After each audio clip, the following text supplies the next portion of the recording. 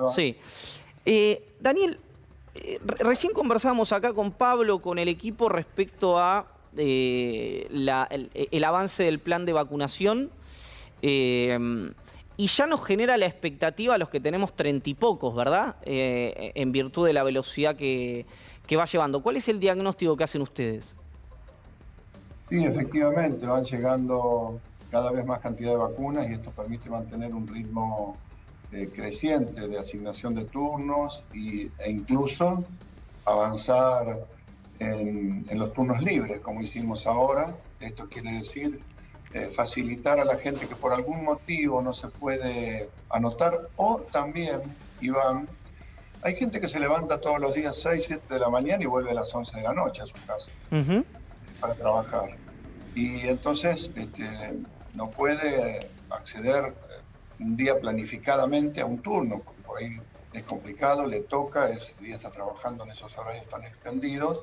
Así que vamos agregando este tipo de vacunación libre que hace que en el día de ayer tuvimos una enorme respuesta de gente que fue con el turno, tenía su cola, hacía su cola, tenía sus turnos asignados, pero por fuera fue muchísima cantidad de gente a vacunarse así ya sin turno. Él mismo se la registra, se la sube al sistema y se la vacuna. Claro. Daniel, ¿cuándo creen, en virtud?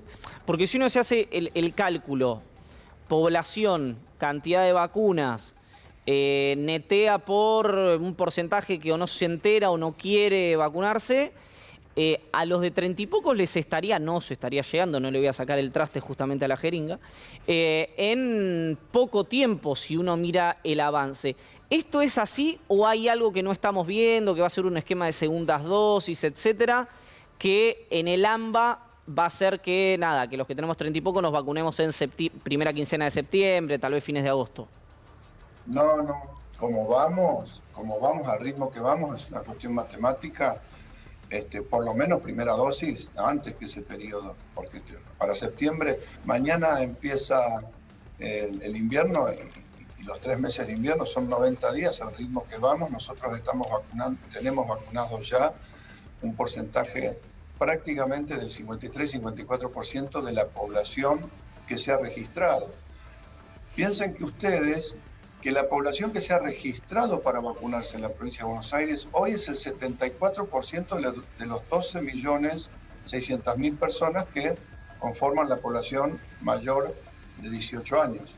Y es decir, estamos en aproximadamente 6 millones y pico, 6 millones y medio de segundas dosis, y estamos llegando prácticamente hemos traspasado 5 millones y medio de primeras dosis, es decir, y con segundas dosis hemos completado una cantidad también muy importante. Es decir, estamos vacunando a un ritmo que a este ritmo, obviamente, nosotros primeras dosis vamos a estar prácticamente con toda la población mayor de 18 años vacunados para septiembre. Okay. Con una dosis, ¿no? Con una dosis, sí. Esquemas de segundas dosis, probablemente. Claro. Daniel, ahora abro que están acá en la mesa todos con preguntas vinculadas también a no solamente el avance de la vacunación, sino también cuándo podemos empezar a pensar que a partir de tal día que empieza un clima un poco más agradable, que hay un porcentaje amplio de la población vacunada, empezamos el camino a la salida. No que se termina todo, no que nos sacamos los barbijos, pero que no tenemos que volver a situaciones de encierro, de estar mortificados por temer por la muerte de un familiar cercano, de algún amigo. Yo estoy convencido, y nosotros estamos convencidos por el ritmo que está teniendo esto. Israel festejó, porque sí, realmente para festejo, 5 días consecutivos sin muertos por COVID. Y bueno, ya ha vacunado un 60% de su población. Inglaterra algo parecido. Aún con el problema de la variante Delta, siguen con muy baja tasa de mortalidad. Yo creo que esta es una sensación que nosotros, más que sensación, un hecho objetivo que nosotros vamos a estar viendo seguramente hacia fines de agosto, principio de septiembre, esa sensación de que estamos saliendo como bien vos lo dijiste, no una forma absolutamente total, pero ya para una vida mucho más normal, pensando incluso en un en una primavera y un verano bien diferente a lo que tuvimos el año pasado. Ministro, ¿cómo le va? Pablo Ibáñez. Usted citaba el caso, aproximadamente al día de hoy, 9,3 o 9,4 millones de inscriptos sobre 12 millones y pico. Usted hacía la cuenta de 76% inscriptos sobre la población mayor de 18 que debería vacunarse. El punto con esto es, en algún momento hubo mucha sospecha con la vacuna, mucha duda. De alguna manera eso se resolvió, incluso alguien en algún momento me había especulado, hay que prepararse para que 30-35% de la población no se quiera vacunar. Eso evidentemente se redujo. Se logró instalar, se instaló la necesidad, desaparecieron los miedos, fracasó de alguna manera la campaña antivacuna. ¿Cómo lee ese proceso? La campaña antivacuna fracasó rotundamente y hoy tenemos niveles de gente que dice me quiero vacunar y se anota para vacunarse, muy superiores a los que tienen países europeos o países como Estados Unidos. Ya estamos en un 74% y todos los días se va anotando gente y hay como un efecto contagio, ¿no? Porque también es esto, que cuando hoy tenemos, por ejemplo, los chicos entre 20 y 30 años, prácticamente anotados un 45%. Pero, ¿qué notamos? Que se van anotando cada vez más en la medida que ven que se les acerca el turno, porque también están viendo todos los días que vamos por los de 50 a 60, ahora empezamos 40 a 50, y entonces se empiezan a notar, y hay un efecto contagio porque en ese mismo núcleo familiar ya hay varios vacunados, y bueno, y luego habrá que completar con esquemas que no funcionan, que funcionan mucho, como es el casa por casa, expandir todavía más las bocas de oferta de la vacunación, una vez que ya tengamos ese núcleo crítico que estamos consiguiendo por estos días, de 6 millones de personas que son los que queríamos proteger mejor. Pero estoy seguro que vamos a estar con un nivel pero muy alto de inscriptos y de vacunados. Ahí el punto es una dosis, completar esquema de vacunación, y lo llevó al tema de la variante Delta, con la preocupación que ha generado. Contábamos hoy de que se detectó el tercer caso en la Argentina. ¿Qué tiene que ocurrir con eso? Inevitablemente la variable Delta va a entrar a la Argentina, se va a convertir en la variable que sea predominante o no, se puede frenar, se puede retrasar. ¿Cómo es la relación con una o dos dosis? ¿Alguna certeza al respecto? Con medidas de cuidados en la frontera se puede retrasar. Medidas fuertes de cuidado en la frontera se puede retrasar. Cuando hay una cepa nueva, salvo que uno sea un país insular, que no tenga los kilómetros y kilómetros de fronteras y de entradas que tiene nuestro país, es muy difícil que una cepa que es dominante sobre la otra en un virus de estas características como el corona pueda detenerse de por vida.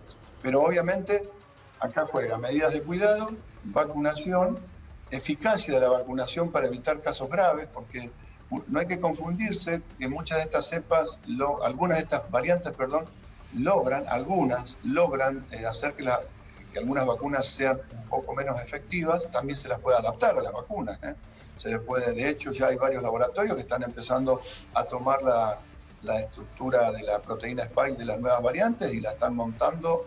Prontito vamos a tener algún tipo de vacunas más adaptadas a las nuevas variantes.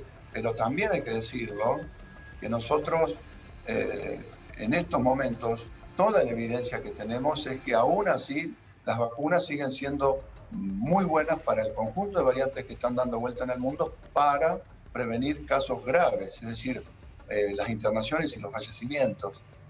Disminuye esa cantidad. No es que no se producen, pero en mucha menos cantidad. Bueno, es cuestión de vacunar a todos y la ciencia, si ya logró hacernos rápidamente las vacunas, falta todavía el número, ¿no? Pero si logró desarrollar muchas vacunas, también va a ir haciendo un proceso de adaptación en la medida que aparezca alguna nueva variante. Ministro, buenas noches. Daniela Gianzoy, ¿cómo le va? Le quería consultar por las vacaciones de invierno, porque falta un mes nada más. Fue un gran tema si se pasaban de fecha o no. Bueno, finalmente quedaron en la fecha en que estaban estipuladas. Pero ¿qué va a pasar con la recomendación de qué hacer en las vacaciones de invierno? ¿Se va a recomendar que se haga turismo? ¿De qué manera? Yo creo que teniendo el semáforo que estamos utilizando, hay datos objetivos que nos permiten decir qué podemos hacer y qué no podemos hacer. Como estamos hoy en día, en el país hay un descenso muy fuerte y si seguimos con esta tendencia, nosotros ya hoy hemos salido, como ustedes saben, durante la semana pasada en el AMBA, salimos de lo que nosotros llamamos fase 3, pero que es el de alarma epidemiológica a nivel nacional, que equivale a ese semáforo. Y hemos pasado de fase 2, a fase 3, pudimos recuperar muchas actividades, entre ellas la presencialidad escolar, pero ya esta semana en muchos otros municipios de la provincia de Buenos Aires también se está dando esta situación en donde los indicadores bajan. Y bajan por varios motivos, pero básicamente por las medidas de cuidado, porque se tomaron oportunamente, y por la vacunación. Y también porque hay inmunidad que genera la gente que se enfermó, por lo menos durante unos meses, genera una inmunidad que también la protege, y ese número va haciendo que, sin ser todavía un efecto rebaño, logremos cortar líneas de contagio porque hay menos gente susceptible de contagiarse. Pero también decirles que en el interior bonaerense ya hay municipios que tienen las poblaciones más pequeñas, que prácticamente están muy cerca del efecto, o algunos han pasado, lo que denominamos efecto rebaño, es decir, en cuanto a población vacunada respecto a población total. Y esto nos va a permitir también, en esos lugares, probablemente con esos niveles de vacunación, no volver a tener que a futuro entrar en etapas de restricciones, porque van a estar protegidos mayoritariamente por la vacuna. Así que hay que jugar con cuidados, hay que jugar que están dados por los indicadores objetivos, hay que jugar con la vacuna y hay que jugar en un equilibrio también, a ver cuántos están inmunizados, y yo creo que en ese esquema el turismo cuidado va a poder hacerse. Ministro, ¿qué opina de la frase del expresidente de que el coronavirus es una gripe un poco más grave? ¿Le sorprendió? A mí me cuesta opinar cuando habla esa persona, porque la verdad es que ha sido muy triste el papel, muy similar a lo que hemos visto con otros presidentes en otros países también cercanos al nuestro, que minimizaron la situación. Yo creo que incluso tuvo que salir a retractarse porque le habrán dicho que desde el punto de vista de la imagen y del marketing no quedó bien lo que dijo, pero yo creo que realmente es lo que piensa, porque lo dijo siempre, ¿no? Que se mueran los que se tengan que morir, el virus tiene que hacer su trabajo, solo va a generar, el virus solo va a generar inmunidad de rebaño. No me sorprendió porque realmente es lo que piensa siempre, así que en realidad desde ese punto de vista no me sorprendió. Sí es triste, porque yo pienso en las familias de los 80 y pico mil argentinos que han fallecido en esta pandemia, y realmente escuchar a alguien que me dice eso me pondría mal, ¿no? Ministro, último tema, y lo hemos paseado por varios. Respecto a la reforma del sistema de salud, ¿es una cuestión declamativa meramente para discutir ciertos procedimientos de integración, como se ha dicho en algún momento, o hay una cuestión vinculada a una discusión de fondo? Y en relación a esto, rápidamente le pregunto, ya se ha referido al tema, le ruego me disculpe hacerlo repetirse, pero ¿cuál es la respuesta a algunos empresarios del rubro de la salud que han dicho que el gobierno quiere desfinanciar a las prepagas para estatizarlas? No, eso no es cierto. El gobierno en estos momentos está cuidando el bolsillo de los argentinos, y realmente como está la situación, si le aumentaron un poco más en este momento la cuota a muchos argentinos, no la podrían pagar directamente, se irían del sistema, porque todos sabemos lo que ha producido la pandemia en términos económicos. Entonces me parece que está cuidando el bolsillo de los argentinos. Obviamente que todos los problemas tienen que ser puestos sobre la mesa. Ahora, son muchos los problemas que nosotros hemos detectado a lo largo de estos años, producto de un sistema que se fue desarmando, desorganizando, y cuando pasa esto, y cuando el Estado queda solamente con algunos programas nacionales o provinciales para establecer algún tipo de homogeneidad en las políticas públicas de salud, pero nada más, el sistema lo organiza el mercado, y el mercado generalmente organiza en forma caótica, no en forma ordenada y planificada.